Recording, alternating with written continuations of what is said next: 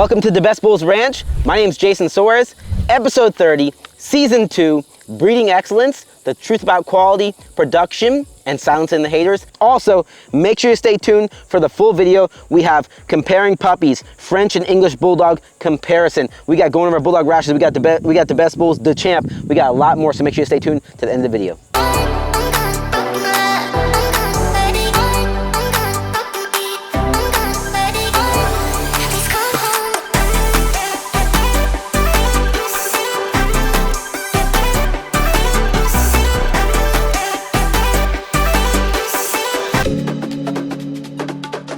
So breeding production, you hear that a lot. And what is production?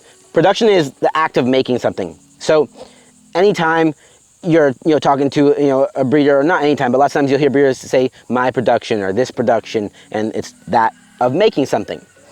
And I have a set definition in my head, and it's my opinion based on what makes a good breeder and what production is. So we know what production is, making something, and a lot of times you decide you want a puppy and you sort of get super emotional about it. You see a cute puppy and you go from there. But if we're thinking logically, and the same thing, I'm gonna use cars for example. Everyone's pretty familiar with cars. If you wanted a reliable little truck, most likely there's two things, your two brands you're gonna go for. Toyota and Nissan. They both have reliable little trucks that last forever, and because of past production, previous production, years of production, and proof. So the same thing I believe goes even when you're looking for dogs, when you're looking for a puppy. There's a lot of stuff that goes into a puppy, and it's honestly even more of a bigger decision because a lot more love, a lot more a lot more emotions go into it, heartbreak and joy. So that being said, whenever you're looking for a puppy, you want to look for a breeder that you want to look at their production, you want to look at previous production, you want to look at proof of concept, and you want to see everything that you want in that program, in the breeder's production, previous production, current production, every single thing you want multiple times. For example, a lot of times people are like, oh, I have mini bulldogs, or I have micro bulldogs, or I have this or that, and they only show one dog, two dogs. They only show, and I'm not saying have a ton, and they only show maybe one dog that can move, right, or all those things. Now, I'm not trying to be mean, but that's just the truth of the matter. And the truth is, if you were buying a car and someone only had one example of a little truck that only one example of ever made of it, or that they have made that ran for a long time, that's really not much proof, just one time. We want to see multiple examples. So that being said, you want to see what you want: health, temperament, functionality, size, everything in that program, in that breeder's yard, multiple times. And it doesn't have to be a lot, but 1, 2, 3, at least 2 or 3 times you want to see what you want, because that's proof that they know what they're doing. That's proof of consistency. That's proof of everything. Proof that they have what you want. So a lot of times, and everyone knows this saying, like, proof with your actions, not your words. That's why here at DaBestBulls Ranch we show our dogs. We show DaBestBulls, we show the champ, we show Escobar, show Fury, show the girls, show them running, show them moving, show everything, because that's more proof. Like I had someone, funny story, I had someone call me the other day, and they literally told me, hey, sell me on why I should get your dogs. And I said to him, listen, Frank, I think his name was Frank too. I'm like, listen, Frank, I don't do that. That's why we show so much, content. I let you be the judge of that. And that's really the proof, and that's why, like, ultimately, you go to get a car, but you already have a predisposed opinion on, okay, I want this car because of this, because of that. And this is going to lead to you making better decisions, statistically speaking, getting better dogs, better puppy, better temperament, better health, better structure, better functionality, better everything by thinking this way and being a lot more rational. Now I want to go over 3 things that prove a breeder has the production that you want. So one is, they have what you want. They have the dog in the size and in the temperament, the health and the functionality and everything that you want. That's one proof. That's obvious. I don't think you should ever get anything from anybody that doesn't have what you want or hasn't had what you want, because it's sort of like a little bit crazy. 2 is consistency. They continue to do that, because you don't know, from going to comparing the cars again, like, you want to see that truck, that little small truck, run consistently for a long time, multiple versions of it, so okay, they can do that. I'm not just getting sold a dream. Number 3 is the breeder is keeping what they're producing. That's the biggest like proof to me, you know, that I want to see, okay, they're producing and they're keeping, that means it's good, you know. Like if I'm not like, I'm comparing cars again, but like I really wouldn't believe a sports car person that's selling sports cars that doesn't really drive that sports car, or owner that sports cars that doesn't drive that sports car. Like, why would they own this company and make this sports car and not be their car? And that's just me being like a little crazy, but I think even I'm snowballing off on stuff. But end of the day, like, the breeder should be keeping the dogs that they're producing to a degree because they like that dog, they want that dog, that is the dog. A little side note as well, something about production is that a lot of people like to say that this is, you know, their production, but really they didn't produce that. They got that male, they got that female, and then they made a puppy. But real production is making a puppy, making more puppies, making puppies from your puppies, and getting better and better, and showing that you actually produced this, not that you just went out and bought this male, bought this female, and produced it. Even though that is good, it doesn't really show. It doesn't show consistency so far. But if you actually, but then at the same point, maybe if they got from reputable breeders, like for example, they got from reputable breeders of the male, and the female, then they do have data and information of consistency based on those lines back from there. But just because someone has 2 nice dogs that they bought doesn't mean that they produced that, you know what I mean? And for everything Bulldog related, make sure you follow us on all platforms. Hit me up, my number 305-393-2225. Anything, you have questions on puppies, studs, any general information on English Bulldogs, hit me up. I love you all, I'm always here for you. Appreciate you, thank you. So my definition on what's a good breeder, why you should be breeding, and I believe, this is my opinion, but it has a lot of facts behind it. I only believe that you should be breeding dogs, one, if you love them. And that's gonna go into the whole other topic of, you should only be breeding dogs if you love them and you are trying to improve the breed.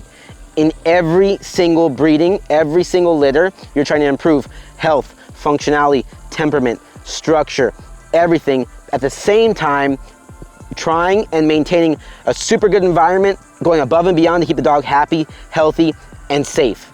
And that's the real definition. And I believe, like, if that's not your sole reason of breeding dogs, then you should be out of it, period. Like, you have, and I know I said a lot. 1 second, stay there. Leah, you can come here, baby. Leah, come here. Come here. My daughter's gonna come. Anyhow, come here, let's go, baby, come on. Come here.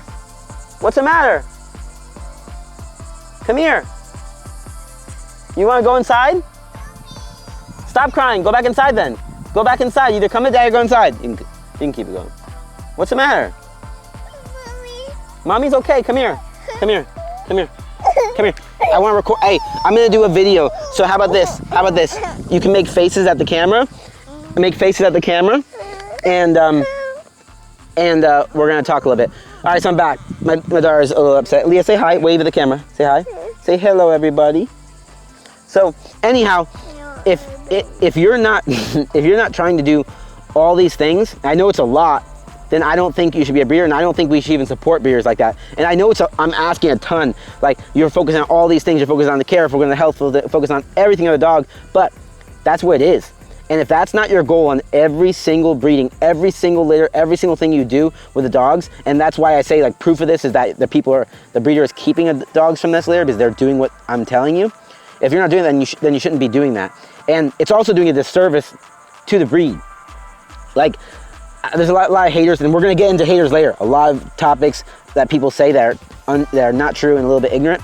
But if you're not doing all this stuff, you're doing a disservice to the breed. But if you are doing this stuff, you're doing a service to the breed because you are trying to improve in every single way. Not just 1 or 2 or even 3 at once, but I'm talking every single one. And that's why breeders get such a bad name, because lots of times they're not doing this, but there are some that really are doing this, that focus on that do like their dogs, that do care about their dogs, that focus on health, temperament, functionality, structure, everything all at once. And it's just like anything. It's just like there's bad everything and there's good everything. It just so happens though that when you have a lot of things that have to be hit, it's very hard to do. So, I mean, as a whole, I would say the majority of breeders aren't hitting all those things and are, to a degree, bad. And it sucks to say, but and I just have very high standards, And honestly, in my opinion, and in everyone's opinion, if you're a good breeder, good at anything, you should probably think that you're not meeting those standards. Like you should always be trying to improve on them, which we are at DaBestBulls Ranch. Leah, say bye. Hey, Leah, say bye-bye. Wave. Bye-bye. Go. I love you, baby. And not to toot my own horn, but something I'm very proud of. Like, you're never gonna see me brag about like money or anything like that, but with dogs I will brag. And not to toot my own horn, but I'm so proud of how we've been progressing. Like, for example, Milkman, the Champ, the Honey Bun. We have all these dogs that are 3, 4, 5, 6 generations into DaBestBulls. Like, we're talking, like, to be 5 years generations in, you have to be great grandma or whatever, and you're talking about 10 years, a decade of bulldogs, of lines, of proof, of information, like as far as like the health, as far as the temperament, as far as everything. And we have that, like the Champ, and on top of that, you know, it's not that King Escobar and Fury are not good, they're very good, and that's the only reason why we breed them as studs, because they are an asset to the breed and they help, you know, produce puppies that are better. But the Champ and the Milkman, in my opinion, are better than them. They have just as good structures. That's a relative thing depending on what you like, but their functionality, their temperament, their health, everything, even better than them, and that's the goal. And I mean, it's not a diss. Like, if you or someone, or if a breeder's been breeding for years and they have not produced a better stud, health, structure, functionality, temperament, all those things, then they're not doing their job. They're not doing it right. They don't know what they're doing. And that's just being harsh. You know, if I didn't have a DeMilkman, if I didn't have a DeChamp, if I didn't have a DeHoney Bun that I think's better than their mom and their dads and their grandma and grandpas, then I'm failing.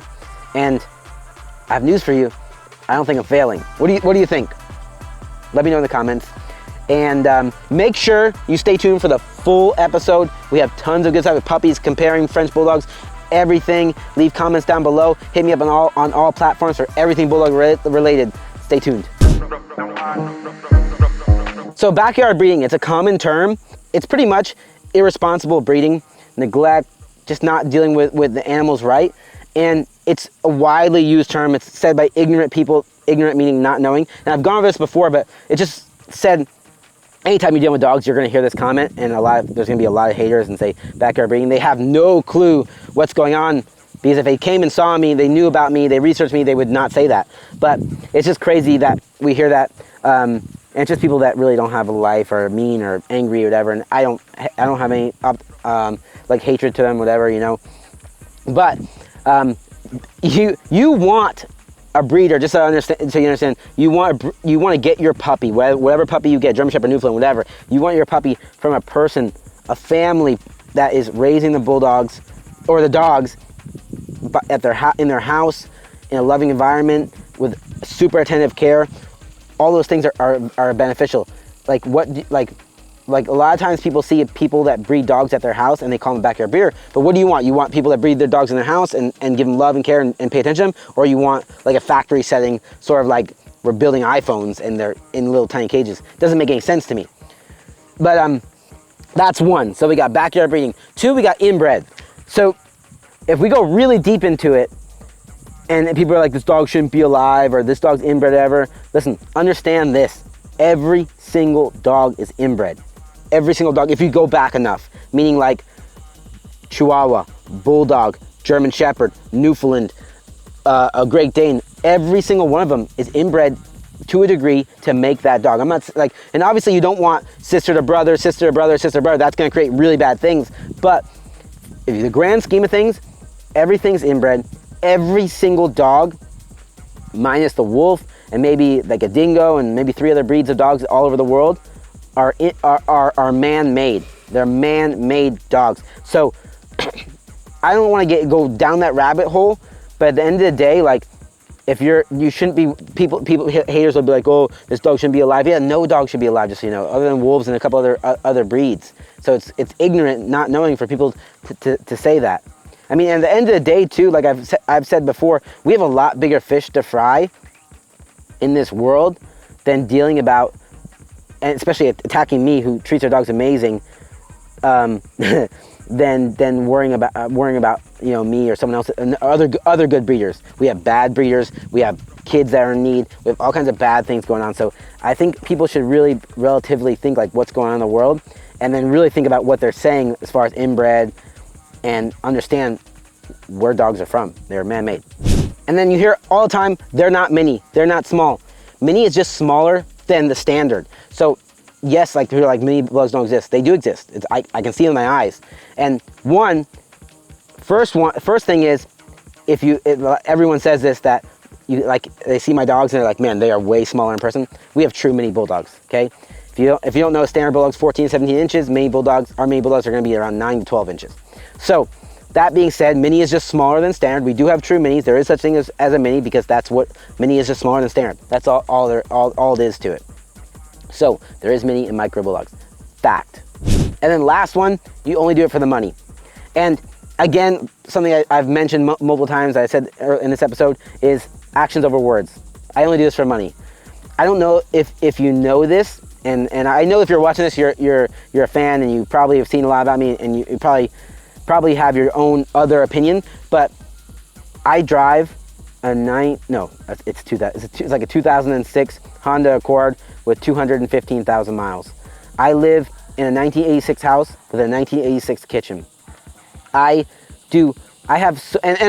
not feeling bad for myself. I'm super grateful. I love all those things, but actions speak louder than words. I have made the money and off dogs and have enough money to buy a brand new car, to put a brand new kitchen. But my car is great. I love my car. I don't want a new car. My kitchen is great. And my dogs need certain things. Like, my dogs don't live in little kennels. My dogs have big spaces. My dogs have huge yards. My dogs eat great food. My dogs eat fresh eggs. My dogs eat coconut oil every day. My dogs get supplements. My dogs get everything. My dogs are never left unsupervised. My dogs have a backup generator system. My dogs have everything, and more than me. So I do it for them. Anyone that says I only do this for the money knows nothing about me, knows nothing about my dogs, and knows nothing about my life. And it's funny because I had someone tell me the other day, oh, so sad, that dog can't even move. They wrote in a video, dog can't move, and blah, blah, blah. And they were talking about the honey bun, okay? First of all, the honey bun will run a mile with me right now, okay? She's a super athletic dog. Second of all, they were going off of, because I had taken videos of honey bun, like posing and standing and even running too. And they're like, sad, the dog can't even move. And I'm like, so you're gonna judge me off of one video where you see the dog moving and make this crazy assumption and throw out crazy insults over a 15-second video. Like, do some research, look at the honey bun, like, understand what's going on. And I'm just saying this because a lot of times I'm talking to you that my fans get super upset about seeing bad comments, and they say, you know, if you've ever been here, like, no, I've been there, I've seen Jason, I've talked to him, I've seen his dogs, everything, it's amazing. And I appreciate you guys for defending me, but at the same time, it's not even necessary. Like, it doesn't bother me at all. I'm so confident and so happy on how my dogs are treated and how everything is done that I don't need the defense. And the negative comments, I just block them, because, like, no one would write that, you know what I mean? Unless they, and if they really saw, you know? It's like with everything, like, I have so much confidence with my dogs and how everything is, but end of the day, actions speak louder than words. My kennel is nicer than my house.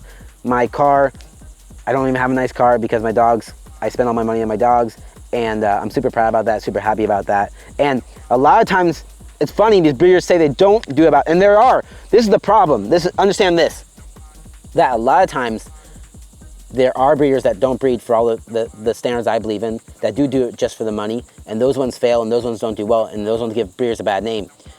And those ones aren't showing their facility, aren't showing everything, aren't showing their dogs moving, aren't showing all this, because actions speak louder than words, period. Stay tuned for the rest of the episode. We got tons of stuff coming up, puppies, studs, everything, all kinds of stuff. Stay tuned. All right, so excuse the barking when new people are in the doghouse. The dogs will bark like cowboys or the camera guy. So this is the champ. Putting on a glove. The champ, come. The champ, come. The champ, whoa! Come on. So you notice he has a skin rash. And it's almost, honestly, I really don't even need to treat it, but I'll just go over the top. It's going away. And we're gonna treat it with new stock. And I've done this before. And I just wanna reiterate a couple things. The champ, come on. he has a rash because we switched the foods, and one problem with switching foods is, and it had like chicken like six items down the list, which was stupid. I didn't even really see it. But one problem with switching foods and changing foods and all that stuff is that you get late reactions. Like if he's gonna have a skin problem, it's gonna happen weeks later. Or not weeks, but even days later mainly. And then the damage is done, and then it takes weeks for the skin to heal, and you have to change the food and all that stuff. So it's a little bit hard to dissect sometimes, because sometimes like you put a new food and you don't see, or you do a new something and you don't see the results of that new something until days later. And then once damage has been done, like skin, rashes, hives like he got, so the hives come up, which cause like a sore, which causes the fur to come out, you're talking 2 months to come back. So that's what the Champ's on right now. He's perfect, but I have a glove on because new stock stinks, but it works amazing. And I just put this on him. It's good for overall skin health, fur health, everything, but it works on hot spots. It's a great hot spot thing. So the Champ, come here. It's gonna make a mess too. That's like the liquid that you mix up. But I'm gonna put, the Champ, come here. The Champ, come. Champ, come on. Champ, come on, please. He loves new people. The boy is the sweetest boy in the world. So this is real watery. Watch, it's gonna come out a little thicker there. Yeah, that's what I want, okay? And I'm honestly just gonna coat him in this. And this is extreme because he has like, spots all over him. And this sucks, especially if if I want him inside, I can't have him inside in this stuff because one, it stinks, and two, it's like oil based, so it'll get all over everything. But I'm making a mess. But it's gonna make his skin better. Like, so I'll do we'll come back to this. I'm holding it. He likes this. We'll come back to this in about a month. So make sure, obviously, you're subscribed to the YouTube channel and you stay tuned, because in a month I will come back to this and show the Champ all better. And this thing only really, since it's pretty oil based. I think it's oil based, by the way. It stays on really good. So like I can put this on him and it's good for like a week pretty much. And then I'll give him a bath and I'll do it again. But he's pretty much fully recovered from his outbreak. But I'm just being extra. And you see all his fur is coming out because, again, he had this outbreak. And now I'm treated. And he's such a pretty boy too. So this works amazing. And it's my fault because I switched foods just to see. I don't know. It's like, and just didn't work out good. And he didn't respond well to it. So my fault. But he's better. He's super healthy, super happy. Look at his head. It's amazing. Super good structure. And I'm just rubbing it in, honestly. I'm squeezing them, rubbing it, squeezing it, rubbing it. I'm getting into all those little sores that he had. And he loves this. And he's all better. So new stock. I'm making a mess. This is the benefit too of having, hard floors and having the area so we can clean so I can just do this stuff, make a mess, and I don't know, it's really good. So anyway, if you have any questions about it, you can order it. I don't have any ties to this. I should get an affiliate link, but you can order it on Amazon and everywhere. Probably get it at your feed store. I'm just rubbing you, boy. Let me know in the comments what you think of the Champ too. Check out his stance. Amazing stance. Look at that stance. Amazing structure. Amazing head. Like, I'm just using the word amazing, but he's the man. Like, look at his head. Like, and I'm not posing him either. This is his natural stance, his natural everything, and he's still young. He's 15 months, so he's a year and 3 months old. He's gonna get even thicker and even better. Like, it's crazy how good this boy is. And super athletic, super sweet, everything. I love you, the Champ. Let me know what you think in the comments of the Champ. Rank him 1 through 10. Peace. So actions speak louder than words. Watch the pump, okay? He is going to attack some of them. And just so you know, a little backstory, I'm going to compare the French, go over some topics and comparing the French Bulldog to the English Bulldog. And backstory is I've had French Bulldogs and I've been around French Bulldogs for years, 2 decades. My mom has them. And now, that if you haven't watched previous episodes, you know we got the Pump. He's our new mini French Bulldog stud. He's gonna be awesome. But it made me think and I've always said, and I always know this, but now it makes me think about it a little more, comparing the French Bulldog and English Bulldogs. They're both great dogs, and it's a preference-based thing. Me, preferably, I like the English Bulldog over the French. The English Bulldog is normally going to be these are all puppies, by the way, so a little different, but they're going to be a calmer dog, less aggressive, less prey-driven. French Bulldogs are going to be more dog-aggressive, for sure. And I see it. Pump, come on. I love Pump. He's so cute. Pump, come on. Pump. Come on, Pump. Pump. If you want Pump, good. If you want a chiller dog, you get the English. But if you want a little bit more high strung, a little faster, and a little bit honestly, it sounds funny, but it's a mix between an English Bulldog and a Chihuahua, because Chihuahuas have that kind of feisty-ish attitude more. That's what it reminds me of. They're both great dogs. I'm obviously going to be more towards the English Bulldog. Watch Pump. He's going to beat this girl up. I can never leave him alone with the English, because he would pick on them like crazy. See, he's picking. And this is the normal French Bulldog. You get 5 French Bulldog puppies, they're going to be like this. That's what they do. And notice, all these English Bulldogs haven't even fought each other once. They're just happy to see me, which I love. I love you guys. Hey, babies. These are a Fury daughter, bred to Stuart Little, and Pump. This is a Fury daughter, period. Fury's the dad. And then this, and same with this one right here too. So I have two different layers, Bulldogs 2 and 2, and then 1 French Bulldog. And it's pretty cool because the for example, Pump, come, Pump, come, Pump, come.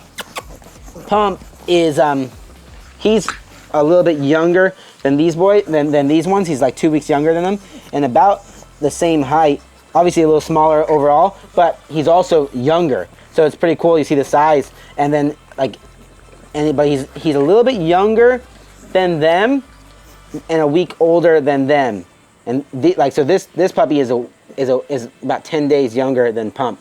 So you get to see the size comparison on how small the Bulldogs are. The Pump's very small too, so he's not going to be a standard the standard size French Bulldog. He's going to be a smaller one. He's very nice though. But see the attitude. But anyway, in the comments, let me know what you prefer, English or French Bulldogs. They're both great. Just understand that the the French Bulldog is going to be a little bit more hyper, a little bit more prey-driven, a little bit more likely to be a dog and animal aggressive, because that's what they are, right? But they're super sweet, super cute. They still have that English Bulldog kind of sweetness and loyalty automatically, which is great.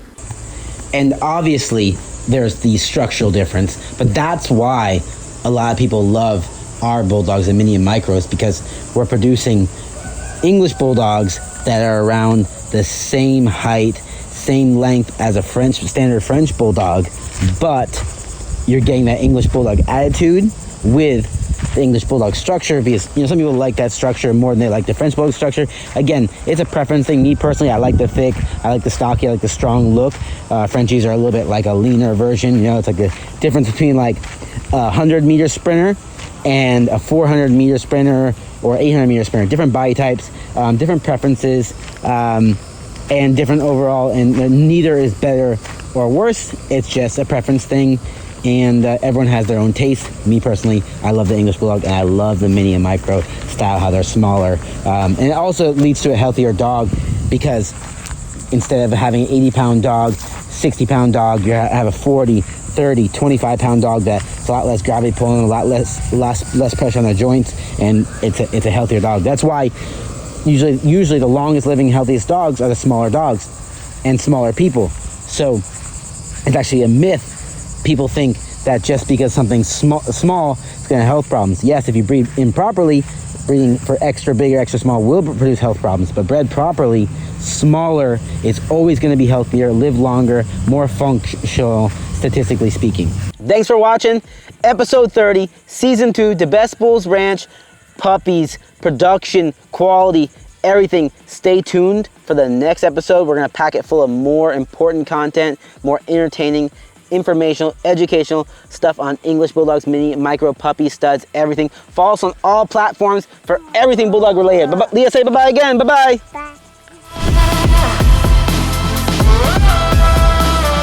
Welcome to DaBestBulls Ranch, and in the next episode, beyond the cuteness of Bulldogs, unveiling Bulldog growth, structure, and our latest yard and upgrades in the DaBestBulls facility. Stay tuned.